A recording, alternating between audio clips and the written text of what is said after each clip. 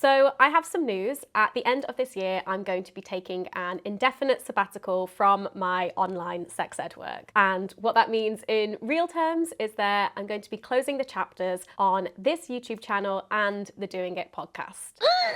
I've been doing this for over 12 years now, and I feel ready to move on, and it's time for a change. And this is good news. For me, this has been a long time coming and cause for a celebration. And celebrate we will. This job, this career so far has been so rewarding, and I'm so proud of everything I've made and the work that I've done and the impact that it has had on people's lives. Of course, you, my audience, in whatever way you've engaged with my content, from a casual viewer to a patron, have been so wonderful and important in this whole thing. So thank you. Practical stuff out of the way first. Yes, I've got lists. I'm not deleting this channel or the podcast. The archive of videos and podcast episodes will remain for you to revisit or for new people to find in the future. Next year, I will continue posting on the More Hannah channel, my monthly newsletter Between the Sheets, sporadically on social media, and all of the things that I do on my Patreon, and some new things as well. Did somebody say book club? If you want more information on all of that stuff, there are some posts that I made over on my Patreon that I have made public now, so anyone can read them. It's all of the detail of this big career change, and then also my plans for my Patreon in 2024 without the sex ed content. So if you're interested, you can go and read those. Okay, on to the celebrations.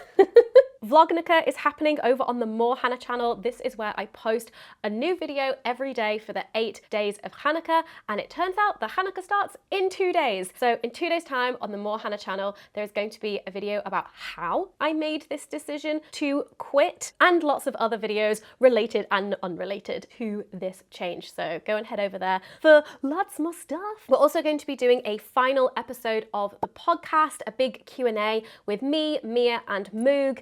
And so there is a post over on the Doing It Instagram if you want to go and ask your questions for us to answer in that episode. Tomorrow evening, Wednesday the 6th, there is going to be a Patreon live stream that is open to all patrons. And this is our chance to have a big discussion and for you to ask any questions and get them answered live. On this channel, we are bringing back some old fave series and formats to celebrate. So next week, I'm going to be doing an episode of Pleasure Trove, going through my sexy faves of the year. I think it's been over a year since I hosted an episode of Pleasure Trove, so I'm excited. And there's going to be an episode of Drunk Advice with a very, very special guest. And actually, at the time you are seeing this video, the time this video has gone live, I'm drunk. We may have finished filming by then, but I am drunk right now. Was it wise to plan the shoot for Drunk Advice on the same day that this big career change announcement was going live? It wasn't on purpose, but was it subconsciously on purpose? Who's to say? And then we're also going to hopefully be putting together a big compilation of clips from videos over the last 12 years on this channel, all together in one video for a big like best bits montage. And there is a Google form. If there are any like standout clips, things that you remember, like fun stuff, interesting stuff from my videos over the years, please let us know. It saves my editor a lot of work if we hive mind this shit. So in that video, we just need the video link and a timestamp. Let us know, and we're gonna hopefully smush it all together. So those are all of our celebrations. I hope that you are excited for them, and I'm going to talk about why I made this decision. But first, I wanted to give you a little bit of context of the history and my story on YouTube and making sex and relationships content. So I started posting videos on this channel in 2011. At the time, I was an au pair in France, and I had a lot of free time. And I spent a lot of that watching YouTube and watching vloggers, and I got really, really into watching YouTubers. So much so that I wanted to be friends with them, and I wanted to be part of that community because it all looked so cool. And I figured, well, okay, all of these people are friends with each other and they all make videos. So if I want to be friends with them, I should make videos. And I infiltrated the friend groups. I mean, to some degree of success, yes, but That was my aim, in all honesty. But I was uncomfortable with the idea of it being me. Like, I felt like I needed something to do. I didn't really have anything to say. And so, as I was about to embark on going to university and leaving home, I didn't know how to cook. And one of my favorite channels was Sorted Food. Love Sorted Food. And so I challenged myself with learning how to cook, and I was filming the process. And oh my goodness, those videos are horrendously cringy. Excreting some sort of meat juice. They are all unlisted now. You can only see them if you're a patron, because there is a playlist of all of the old videos that I have unlisted over the years there. It's too painful. It is too painful. Slowly but surely, I got more confident in front of the camera, got better at editing, and that first year was wild. So I was living just outside of Paris, and some YouTubers that I followed were visiting Paris, and one of them couldn't get back to the UK because he was American and didn't have the right visa or something. Upon trying to leave Paris, tweeted about the fact that he was stuck in Paris and needed help, and I reached out and was like, I live here, I might be able to help you. And so through just this completely coincidental turn of events, me, a complete nobody on YouTube, I don't think I was even posting videos at that point, I was just watching, met these people, met these massive YouTubers that I'd been watching because one of them got stuck in Paris. And for some of you who have been like around in the YouTube days for a while, you'll know exactly that whole scenario that I'm talking about. It was big news in the YouTube days, and I was just there, a fly on the wall, like, what is happening? When I got back to the UK, I went to as many gatherings as possible. People would like host these YouTube gatherings in parks, and like people would just go, and it would just be full of other creators, but also fans, and it was amazing. It was truly a time of chaotic community. September 2011 is when I started uni, and I think I posted my first sex and relationship, sex ed video in early 2012. So by this point, I'd been making videos for a while. I'd grown a very small audience, and I noticed that most of them, according to my YouTube demographic, were young women, teenagers and young adults. And I was also at that time very much learning about sex and relationships myself through YouTube videos. And I was like, this is fascinating. Why wasn't I taught about this? And just getting very angry and passionate about it. And there was no one making that kind of content in the UK. And I thought, hey, I'm 19 years old and have just started learning about this, and I'm very passionate and open about this. I should be the one to do it.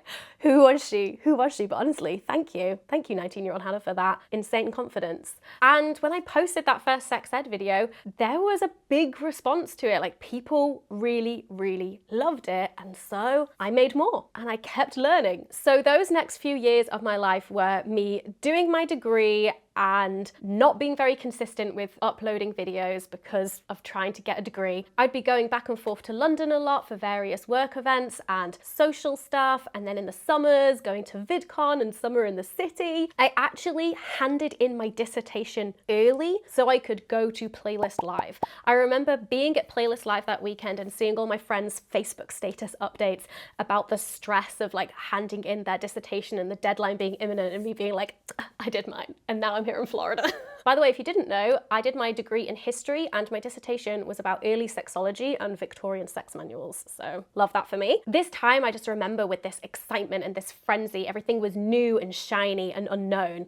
It was very intense. I can feel my like heartbeat increasing as I even think about that time. But all of these really excitable feelings were very much shadowed by this desperation and anxiety to be important enough to get invited to things. That pain I feel all too much. But around this time, I met some people who would become some of my closest friends. Lena, Lucy, Dodie, Bethan, who became my sister-in-law. Like, what?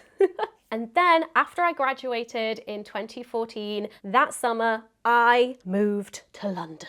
The big smoke. Finding a place to live was really difficult, and I ended up living in a warehouse with 10 other people with no windows in my bedroom. Who was here for that era? Do you remember that?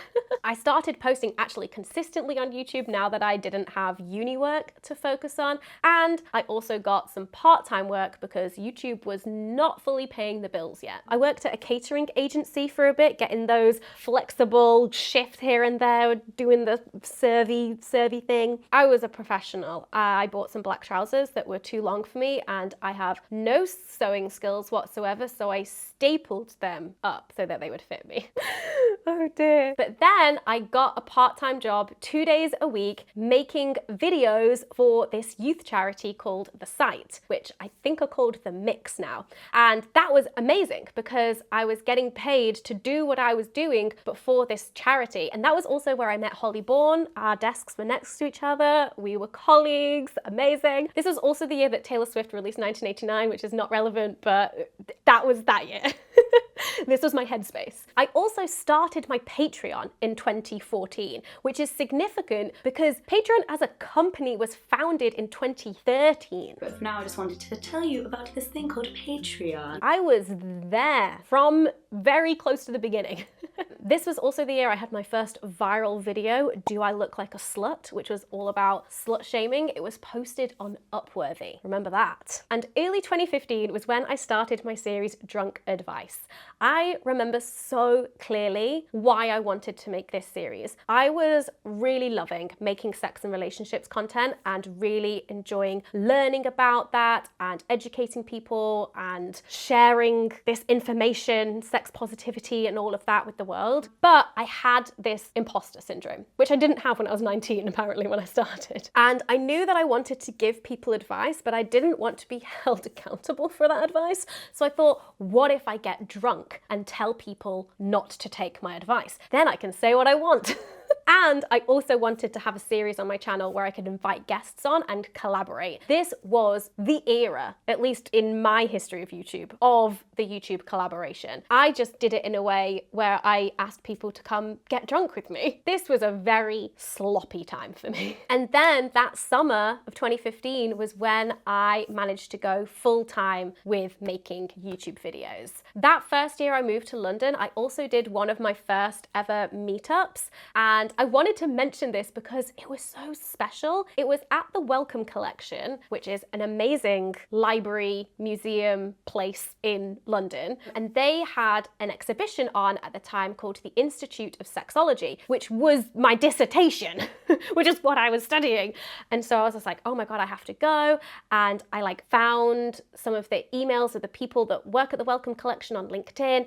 And I reached out just being like, hello, you don't know me, but I feel like we should know each other and we should do something together. And what we ended up doing together was hosting a meetup for some of my viewers. And this was a free, open evening at the Wellcome Collection. They provided wine and nibbles, and they had staff there showing us some of the objects and doing hands-on demonstrations and things and showing us around. It was amazing. It was amazing. Honestly, no other YouTuber meetup like it. Can I say that? I don't know, but I'm really proud of that event. It was just the perfect coming together of all of these things, of me, of my audience, of the subject matter that we care about, of this institution, this place, this exhibition that was happening. Wanted to gush about that because so good. And you don't see many meetups like that happening anymore. So the years that followed were intense. The kind of 2015 to 2017 years were probably my most relevant and popular years. I did an aired pilot for this TV show called Love Fix. I published my first book doing it. And then I went on tour to promote the book. But instead of doing a normal bookshop tour, I decided I wanted to do a live show that I was going to write, direct, produce, and star in, and then rope my friend in, Lucy, to help me and star in it with me. What was she thinking? I mean, it was great. It was so much fun. But when I look back on that, I'm like, oh my God, the level of confidence just to be like, yeah, this is what I'm going to do. Sometimes I look back on past Hannah and I'm like, where did that go? Where did that just tenacious audacity go? I am so proud of that book though. There is a lot that I would do different 6 years later, but the impact of that book has been so special. And I even heard that it got on some banned book lists. in the United States. So there's that. I count that as a like career tick box, even though banning books is horrendous. What the fuck? Come on. Around this time, I also had a lot of travel opportunities for work, either traveling for different events and conventions or actually doing a travel thing as an influencer. And one of my favorites that I went on was this Trek America trip where we were hiking and camping, and we went to places like the Grand Canyon and Zion National Park and Las Vegas. And oh my goodness, one of my favorite trips that I've ever been on. Incredible. But look where we are. Oh my goodness. Oh my goodness. We are in fucking Grand Canyon. Like, I actually can't get over it. This is incredible. When I think back on that time in my life, I am so glad that it happened, because I would not have the energy for that right now. All of the travel, the events, the conventions, the parties, it really was this like snapshot of, if you thought of the stereotype of what a glamorous influencer's life looked like, I had a snippet of that around that time. This was also around the time that I met my friends Callum and Melanie. I met them separately, but around this time was when we really formed a friendship together and made loads of videos together. This was also the Banging Book Club era. If you don't know what Banging Book Club is, it's where me and my friends Lena and Lucy read books about sex and relationships and chatted about them. During these years, I was just reading loads of books, learning a lot, making sex and relationships content, and just really honing my craft and my knowledge. And I hired my first editor around this time. So now I'm a terrible editor because I've had barely any practice over the last 5 years. And to the backdrop of all of this, my personal life was also very hectic, but very fun. It was the era of just having a lot of friends, a lot of acquaintances, a lot of situationships, hookups, whatever, just like mid-20s exploration. And then 2018 happened. At the end of 2017, I got really ill with my chronic illness, ulcerative colitis, had to be in hospital, and then early 2018 was when I needed my emergency surgery to remove my colon, and now I have a stoma bag. And then later that year, I had to have another emergency surgery due to adhesions. So yeah, that was a year. Probably due to that, but also maybe due to having met my now husband Dan the previous year, and that being a very like solid time in our relationship. This to me feels like the year of like a big shift in my career. I remember when I shared about what had happened, there was just an outpour of community support. It was amazing, so thank you. And also, I then was learning a lot about disability and disability justice and politics. I also really noticed at this time that my understanding of sex and relationships and systems of oppression became more sophisticated and more nuanced. I'm always still learning, but I did notice a real change that year. My personal life was less hectic. Like I said, I met Dan at the end of 2016. So 2017 was like our first year of like dating and getting to know each other. We were dating for a year before I got ill. And then towards the end of 2018, we moved in together in the flat that we still live in now. It does feel like a bit of a classic settling down, but there were still a lot of work events and parties. And I remember that first year of like Dan and I living together. He's an introvert, I'm very much an extrovert, and he would have this rule for me, which was that I had to be home to hang out with him at least one night a week. Which when I look back on that, I'm like, oh my God, how much was I out at all these various different things? Like that is, I like get tired thinking about it. But you know what? Fair enough to him. Like, you know, he was my partner, we lived together, and he never saw me. So towards the end of 2018 was also when I started writing my second book, The Hormone Diaries. Now, I'd signed the book deal for this before I got ill, and I was meant to have started writing it much earlier, but like I said, 2018 happened to me. I am really proud of that book and that I was able to write it, and really proud of the YouTube series that it was based on, but it was hard. I struggled through writing that book. I felt like my head was just in a completely different place after my surgeries. I found it really hard to focus and like find passion and give it the attention that it deserved. The book came out in 2019 and book tour was amazing. I did a normal bookshop book tour this time, and it was so lovely to be in the room with my audience, with readers. It was just so special. 2019 was also the year that I launched my podcast, Doing It. I love new projects and coming up with new ideas and names and branding for things. I don't know if you noticed. Hence why over the years you've seen me create various different series, podcasts and projects. I just love the planning stage of creating new things. So fun. I love me a new project. And towards the end of 2019 is when I launched my second channel, More Hannah. I was getting really stuck with main channel videos, sometimes being about sex, sometimes being not, and the ones not about sex getting less views and that being a real bummer, but I still wanted to make them. So I separated the content, and this was just the best decision ever. It did require more work though, and at this time I had a video editor and an assistant, and so finally had the capacity to run 2 YouTube channels. Having the 2 different spaces really helped my brain organize the content and come up with ideas and help focus the sex and relationships content and really niche down. And I was able to make more stuff about fashion and books and work and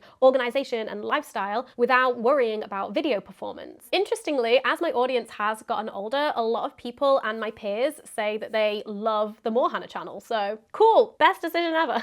Then 2020 happened, and that happened to everyone. So with lockdown came a lot of mixed emotions. I really felt the importance and the fun of online communities more than ever. There was this joy in sharing things with other people just for the sake of connection, rather than because it was my job and I had a schedule. And I really gravitated towards online and community at that time. That was my Twitch era, you know, like I was live streaming and gaming and just really doing those like live community connection things, because that's what I was drawn to do. But at the same time, I also found being online very difficult that year. I was often very unhappy and feeling like I was stuck on this content treadmill hamster wheel, and maybe even on the verge of burnout. I was feeling very desperate to take a break and step away. So in early March 2020, before any of the lockdowns, I actually had started journaling about wanting to take a break from making online content. This is something that I'd thought about many times before. Every so often, I would have this panic with Dan or my friends about wanting to quit when numbers were down,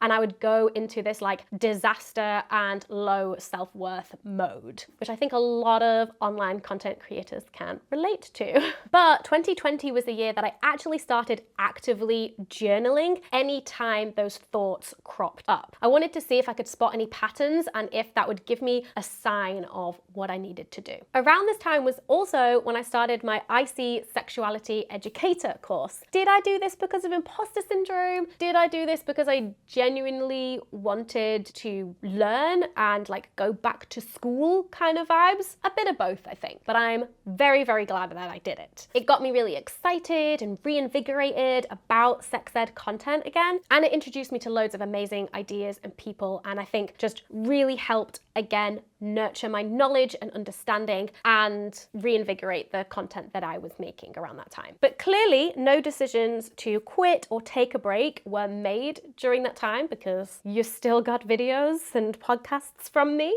I felt like I couldn't make a big decision about anything whilst it felt like the world was on pause, and I would have to wait for things to get back to normal for me to like resettle into a normal to then reevaluate. But then in the summer of 2021, I got pregnant. So these journal entries that I was doing lasted from around March 2020 to November 2021, which is when I announced my pregnancy publicly, which brings us to today. Thank you for sticking with me here if you're still watching this video. So I had a baby, my baby Rowan. I took maternity leave. I gave myself 3 months off. I hired a new team member to help offload a lot of work from my plate, and I went part-time. So that in itself is a huge change, personally and in terms of my work. It's now been a couple of years of experiments, trying new things, uncharted territory, and not just for me, but for any content creator trying to navigate pregnancy, maternity, leave, and parenting, and making content. Like, there is no rule book or blueprint for how to do that. It is very much a choose your own adventure, which can be really liberating or can be incredibly confusing and terrifying. Since I've come back from maternity leave, there have been so many moments of just pure joy getting stuck back into work and the community. And I'm so proud of the videos and the podcast episodes that we've made. But also there's been this niggling feeling that it wasn't sustainable, mentally, emotionally, financially, and that something really needed to change. It has been hard managing working, creating content, being in output mode, and parenting on top of that. It took me a while, but I finally realized that the decision I needed to make was to step away from my sex ed content work, this channel and the Doing It podcast. When I made this decision, we were already making plans for this current deep dives series of the podcast, and it just felt right to go out on this bang, to like create this thing that we'd never done before and really go for it, and then like that be the end. It was completed, it was done. There was also just the end of the calendar year coming up, and everything just felt right and started slotting into place. And like I said, I'm going to go into more detail about how I made the decision on the video on Mohana on Thursday when Vlognica starts. Okay, but why? Actually, why? There is much more detail as to why in the Patreon post that is now public, so you can go read it if you want to dive a bit more in. But essentially, I've been doing this for 12 years now and feel ready for a change. I feel like I've said everything that I want to say about sex and relationships at this point. The projects of this channel and the podcast feel finished and complete to me. I'm finding it difficult to get inspired and motivated to make videos, and I only want to make stuff that I am genuinely passionate about and feel needs to get made. Being in constant output mode has become unsustainable for me. So being on that content treadmill of always having to post stuff and never having any time to be in input mode and refilling the well. You may know that I love to set goals for myself, and I always say I want to dedicate time during my working week to refill the well, to read nonfiction sex books, and like have time to do that learning. And every year I say that with the intention of blocking out this time, and every year it doesn't happen. And since having Rowan, even less likely to happen. And so it got to the point where it was really a case of I'm going to need to have to outsource that stuff or stop producing. And so for a while we went with the outsourcing route, and we were working with lots of amazing people. Obviously I had my producer as well, and I was outsourcing a lot of the input mode so that I could still be in output mode. But now the outsourcing has become unsustainable too in terms of finances. Taking mat leave, working part-time, working with other people, making bigger videos, all of this has been really costly, and my income just hasn't picked up. My mental health is another important reason for this. I'm not going to go into detail, but being a public person on the internet does things to your brain. So therapy for me in 2024, I think. And I feel like I'm leaving you in good hands. There are so many more amazing people making sex and relationships content online now than there were when I started. So what's next for me? I'm always going to be interested in sex and relationships. It's my personal interest. I love nerding out about it, but I'm ready for it not to be my work or my work identity anymore. There are so many sex ed books that I haven't had time to read, and I'm finally gonna get a chance to read them. And I'm going to be starting a sex non-fiction book club with my patrons in 2024, which will be super fun. We're going to be starting with Emily Nagoski's new book, Come Together, which I'm very excited to read. And I'm really keen to take all of my knowledge and expertise and experience of being a creator and take that to help other online content creators with their careers. Basically, I want to be a project manager for creators. Time management, organization, prioritizing, goals, sales, project management, gimme. I would also love to mentor new and smaller creators to help them navigate this industry, but I'm not jumping into anything right away. I'm just at the stage of like putting out feelers and exploring and researching and maybe networking, as well as continuing the videos on the More Hannah channel. My priority in January and February is rest.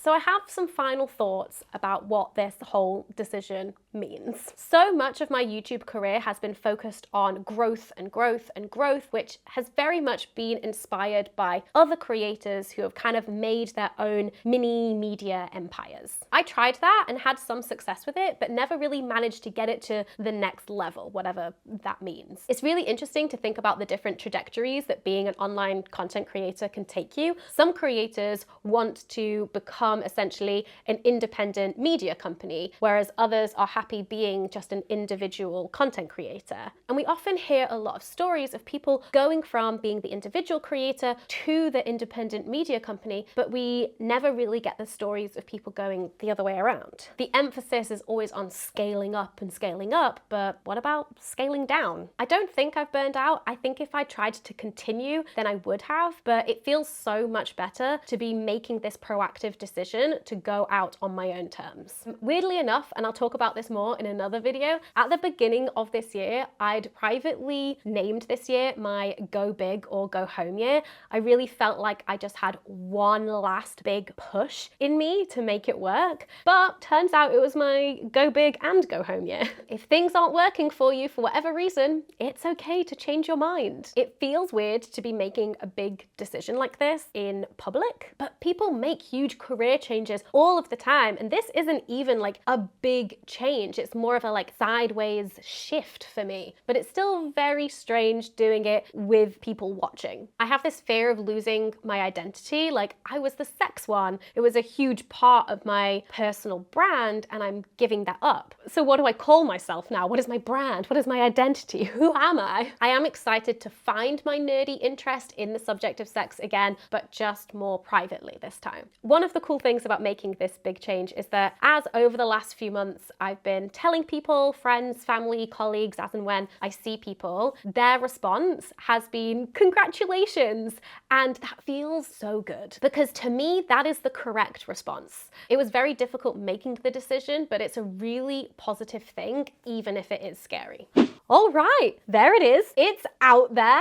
You now know. Thank you for listening if you made it this far in the video, and just thank you for all of your support and engagement, you know, over the last 12 years in whatever way, shape or form that has been on this channel and on the podcast. Like, just wow. Thank you. There are going to be some videos coming out during Vlognica that are related to this, which will hopefully answer any questions that you have. But equally, if you want the questions now and you want the questions live, like I said, there is going to be a live stream for all patrons tomorrow night, Wednesday the 6th of December, 8 p.m. GMT. The sign up link is in the description if you want to join. There's also the Google form link in the description to share with us your favorite clips from videos over the last 12 years that we want to smush into a best bits montage. This is not the last you'll see of me on this channel. We've got a whole month of celebrations to come, so let's go.